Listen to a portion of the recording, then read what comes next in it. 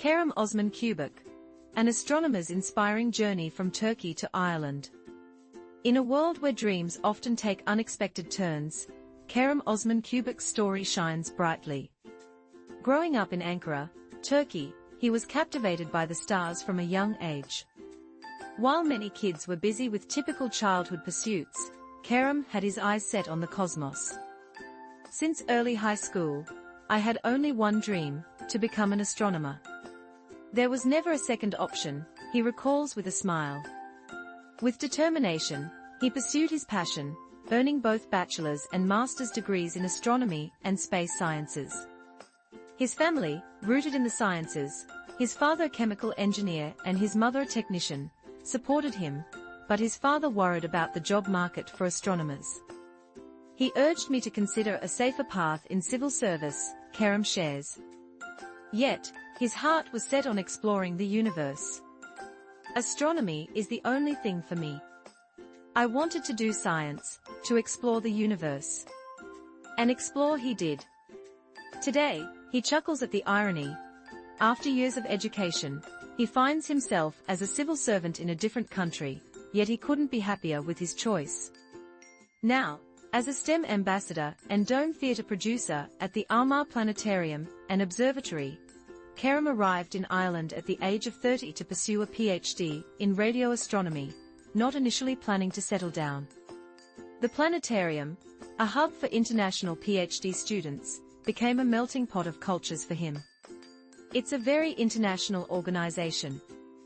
We have gatherings where we cook our traditional dishes together. Everything was very, very easy with them, he says, reflecting on the friendships he's built. His PhD research focused on the molecular clouds of our galaxy, the very birthplace of stars. A telescope in Australia, 20,000 kilometers away, sent me data to analyze, and I was sitting at my desk, sipping my coffee, he laughs, recalling the joy of his work. Kerem describes his PhD position as a dream come true, combining his two greatest passions, research and educational outreach. I felt honored and privileged. Over the years, that feeling has only grown stronger, as I've become part of this amazing organization. I really love working here. Before moving to Ireland, Kerem had little knowledge of the country, aside from stories from his Turkish academic supervisor, who had researched in Armagh during the mid-90s. He witnessed the troubles firsthand, but he said that year was one of the best of his life.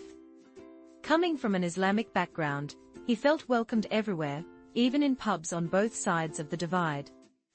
Fast forward 30 years, and for Kerem, Armagh and Northern Ireland feel like a different world. I don't feel I live in a divided society. When you come from another background, you don't see the differences that much. Everyone looks the same to me. I don't really see separate communities. He notes the unique charm of Armagh, with its two cathedrals both dedicated to St. Patrick. In this small city, the Turkish community is quite limited, basically just myself and the Turkish barber. But he has connected with others at Turkish community gatherings in Dublin. He finds cultural similarities that warm his heart. Turkish people are known for their hospitality, and when I moved here, I felt the same. People were incredibly welcoming and helpful. I didn't feel like a stranger at all. In Turkey, we often think Europeans are colder, more distant, but in Ireland, I never felt that distance. I love how everyone asks how you are doing on the street.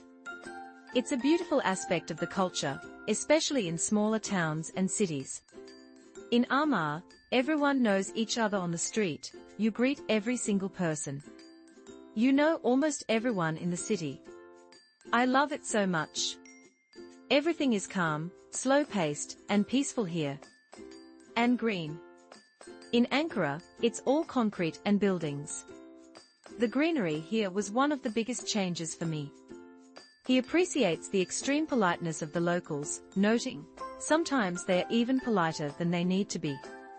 They are so apologetic. You don't need to apologize for simple things, but they always do. Everyone is sociable and warm, approachable. I never feel like I can't talk to someone. I really like that. However, he did find public transport behavior a bit shocking at first. In Turkey, we are very quiet on public transport. You wouldn't dare make noise. It's a sign of respect in our culture. But here, especially teenagers, are loud, listening to music, laughing, and enjoying themselves. At first, I was shocked and uncomfortable, but over time, I got used to it. It doesn't bother me anymore. One downside he notes is the healthcare system. NHS waiting times in the north are long. It's a challenge. It seems you shouldn't get sick, basically. Turkey may not excel in many areas, but it does have a strong healthcare system. When it comes to tea, Kerem has had to adapt. In Turkey, we have one golden rule: never, ever put milk in it. At first, seeing people add milk to their tea was shocking. But after 6.5 years, let's just say I hope my Turkish friends don't read this. I now put milk in my tea, too.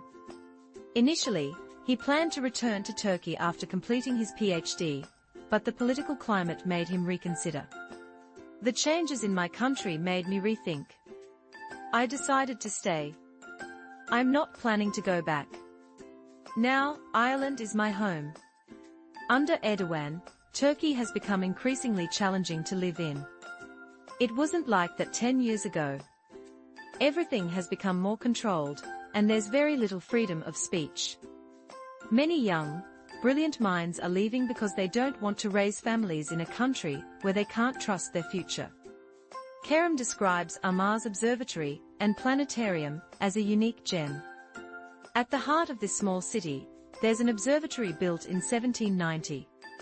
We focus on research and outreach, sharing our knowledge of astronomy and science with the public. About 70,000 visitors come to this microeducation attraction each year. It's a fun day filled with new experiences, and you learn without even realizing it. The highlight is the planetarium, where the massive dome surrounds you. It's an immersive experience, like a space simulator. We can fly anywhere in the universe. My job is to create those shows and manage astronomy communication. Exciting developments are on the horizon, too. As part of the astronomical observatories of Ireland, Armagh, Dunsink, and Birr have applied for UNESCO World Heritage status.